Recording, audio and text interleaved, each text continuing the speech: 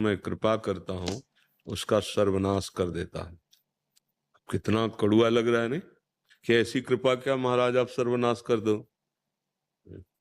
सर्वनाश दुखों का समझना है उसको। जिस पर मैं कृपा करता हूं उसका सर्वनाश कर देता। अपने भक्त का कहीं नाश कर दे। आज तक कोई उदाहरण हो तो हमें बताइए। जो पूतना स्तनों में जहर लगा के भगवान को मारने जा रही, जैसे भगवान सूर्य से कहा जाए कि तुम्हारी ताकत हो तो अंधकार करके दिखाओ, तो नहीं ताकत है, क्योंकि जब तक वो रहेंगे अंधकार नहीं होगा। ऐसे ही भगवान से कहा जाए तुम्हारी ताकत हो तो अमंगल करके दिखाओ, तो भगवान की ताकत नहीं कि वो अमंगल कर सके, क्योंकि वो मंगल भवन है। तो भगवान अपने जनों से प्यार करके जो बात कर रहे हैं वो समझ ठीक ना होने के कारण है। अपने जनों का अमंगल नाश कर देते हैं, दुख नाश कर देते हैं, विपत्ति नाश कर देते हैं। भला कौन सी ऐसी विपत्ति है जो भक्त को दुखदाई लगी हो? किसी भी भक्त की बताना चरित्र जिसमें हम विपत्ति देखते हैं उसमें कृष्ण मुस्कुराते हुए समीप नजर आते हैं। वो विपत्ति विपत्ति क्या, जिसमें अपना प्यारा अपने नजदीक, वो विपत्ति है। वो संपत्ति विपत्ति जिसमें प्रभु दूर हो और हम भूल जाएं प्रभु को भोगों में, वो विपत्ति है। देखो हम परिचय जानते हैं विपत्ति का हनुमान जी महाराज का। हनुमंत विपत्ति प्रभु सोई, जब तो सुमिरन भजन न हो। बच्चा बच्ची प्रेम कर लेते हैं ना, तो दोनों निश्चय कर लेते हैं कि जहर खा लेंगे, लेकिन अब हम बिलग नहीं होंगे। दुनिया की हर गाली सहेंगे, अपमान सहेंगे, मर जाएंगे। परिवार, इज्जत, धर्म, कुल, सबका प्यार एक कोने में रख करके और भाग पड़ते हैं ना। और हम प्रभु से प्यार करते हो, डर लगता है कहीं कुछ अमंगल ना हो जाए। सोचो, एक शरीर से प्यार करने वाला परवाह नहीं करता किसी भय की, और तुम सब शरीरों की आत्मा जो भगवान है उनसे प्यार करने पर भय लगे कि कहीं ऐसा ना हो जाए। अभी प्यार नहीं है, अभी अभी तो बातें हैं प्यार की, प्यार नहीं। प्यार जो होता है वो एक अलौकिक वस्तु होती है। नहीं तो डरना नहीं, बात समझ में नहीं आती इसलिए ऐसा है। भगवान अपने जनों को बहुत प्यार करते हैं। ये जरूर है कि बाहरी देखने में आपको लग सकता है कि एक बार दो मित्र थे, स्कूल में पढ़ते थे। अब आगे जब यौवन अवस्था आई तो एक गलत संग में पढ़कर शराब पीना, व्यभिचार करना, गंदे आचरणों में उतर गया। और एक अच्छे संग से गंगा स्नान करना, नाम जप करना, ऐसे। तो जो गंदे आचरण करता था, रात दिन उसकी उन्नति होने लगी, रुपया और सब अच्छे अच्छे भोग सामा। और जो गंगा नहाता था, नाम जप करता था ना, उसका स्तर गिरने लगा, लौकिक। 10वें वर्ष दोनों का मुलाकात नहीं हुई। अचानक एक दिन वो गंगा नहा के आ रहा था, तो देखा सामने कि वो दोस्त हमारा स्कूल वाला, और वो बहुत सूट बूट से अच्छे कपड़े पहने ऐसे। तो उसने भी देखा कि वही मित्र है हमारा जो स्कूल में। बस वो उधर देख ही रहा था कि खजूर होता है ना, खजूर, खजूर का बड़ा कांटा गंगा नहाने वाले के पैर में लगा, क्योंकि नंगे पैर रहता था। और नाम भगवान का उच्चारण करते बैठ गया पैर पकड़।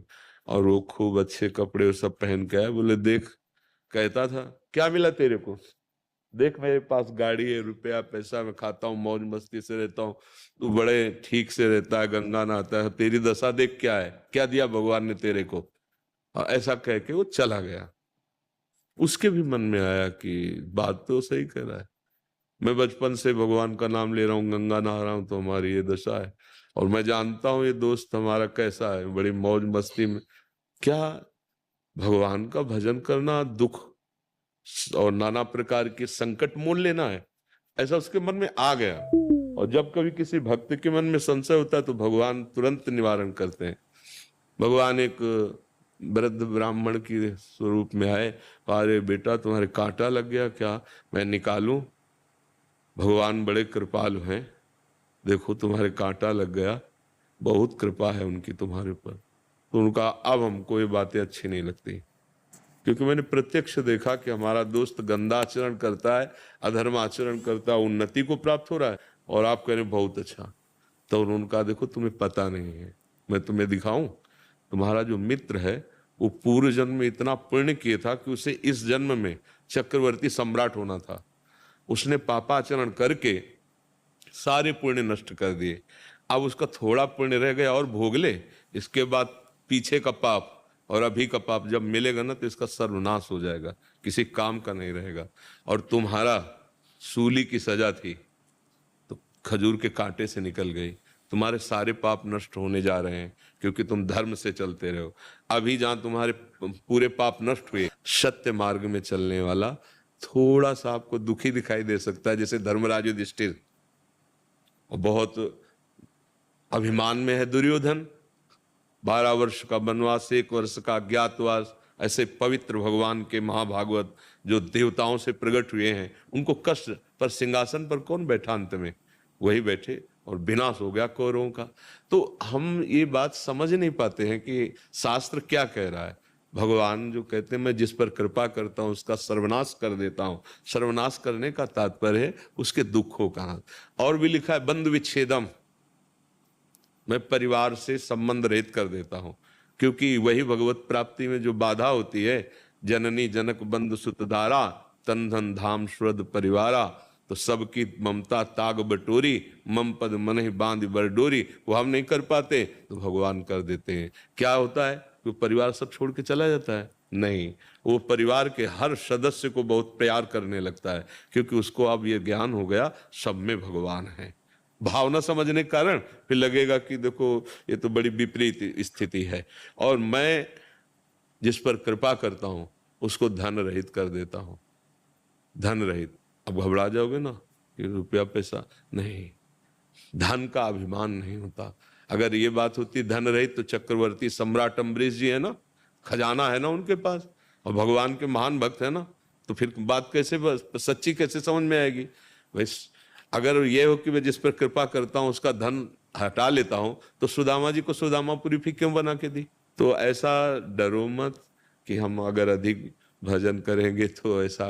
अब असाध्य रोग का जैसा विषय है कि जैसे हमारा पूरा रजिस्टर है, अब खत्म है, हमारा आखिरी जन्म है, दैन संसार से खत्म। अब जितना हिसाब है फटाफट, तो जैसे 100 थप्पड़ लगाने हैं तो 1 थप्पड़ लगवा दिया, 99 माफ कर दी, आगे बढ़े, मतलब फटाफट फटाफट वो पूरा, क्योंकि हिसाब खत्म होना है ना, तो उसको लगता है यार पग पग पे दुख मिलता चला जा रहा है, क्योंकि अब वो महासुख की यात्रा में जा रहा है, अब उसको दुख का लेस भी नहीं मिलेगा। अच्छा, यहाँ कितने ऐसे पापात्मा जीव देखे जाते हैं, मौज मस्ती पूरी जिंदगी के, जुकाम भी नहीं हुआ चले गए, तो ऐसा थोड़ी कोई परम पद में प्राप्त हो गए, बार बार जन्म मरण चक्र चलना है। इसलिए विधान को समझना होता है। जैसे ये होता है कि फिर भजन का क्या फल है कि आप कष्ट हो, अगर आप दुखी हो तो भजन इसीलिए तो किया गया था कि दुख ना हो, तो दुखी नहीं है, हम परम सुखी हैं। तुम बाहर की बात देखते हो, बाहर से कार से तुम उतर रहे हो, एसी रूम में रहते हो, अंदर से तुम काम क्रोध से जल रहे हो, क्या सुखी हो तुम? क्या तुम स्वस्थ हो?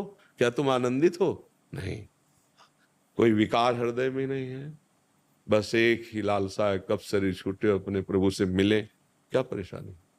इस सब संसार प्रवाह में नहीं आना है, खत्म। आप जैसा विधान करेंगे उसमें मैं राजी रहूंगा और आपको प्यार करूंगा और आपको प्राप्त करूंगा। मन का सुखी होना सुख है। आप देखो ना, आपके पास सब कुछ है, मन दुखी है, तो आप भला सुखी हो क्या? और मन आनंदित है, दुख सुख मन का। अभी यहां से मन का संपर्क हटवा दिया जाए और यहां खूब आप ऐसे करो, कुछ नहीं लगेगा, क्योंकि दुख मन को हो रहा है ना। अच्छा, मन भगवान के आनंद में है। अब वो शरीर में कष्ट हो तो क्या फर्क पड़ता है? शरीर स्वस्थ है, मन विषयों में जल रहा है, तो क्या फायदा है? बस ये थोड़ा समझ गलत है, इसलिए